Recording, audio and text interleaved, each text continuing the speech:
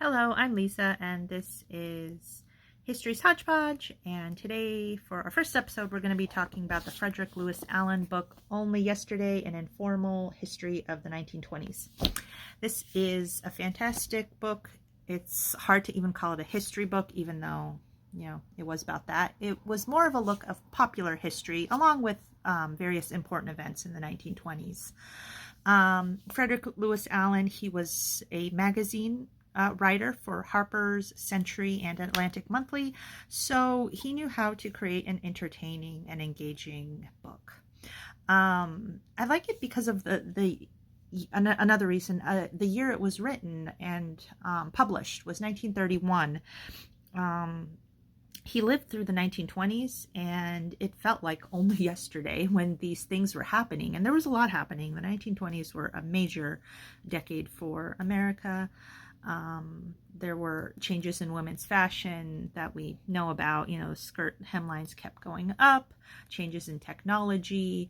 More and more Americans were buying cars. They became affordable and easier to drive. He talks about the presidencies of Warren G. Harding and Calvin Coolidge after Harding died in office. Teapot Dome scandal, all of that.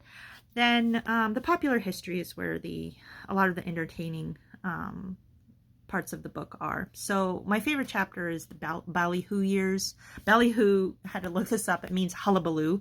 And there were a lot of hullabaloos. So he considered like trends and inventions. William Randolph Hearst and his papers, the tabloids, they were a big part of that. And also just different things that got imported, like Mahjong was a big hit in part of the 20s. Crossword puzzles were invented in the 20s. Everybody and their uncle were doing crossword puzzles. Big trend. Then petting parties, some weird things. And this was like literally a party where young people would pet each other, not necessarily go all the way, but there was a sexual revolution that was happening as well. He also didn't shy away from more controversial aspects of the 20s, such as he described the race riots happening in Tulsa and other cities, violence against Black people. He talked about the first Red Scare. We know about the 50s one, but the first Red Scare happened in the 20s, and there was a lot of discrimination against Eastern European immigrants during that time. There was a bombing on Wall Street, which was associated with communists. And then there was a section on the Scopes trial, which I will talk about next time.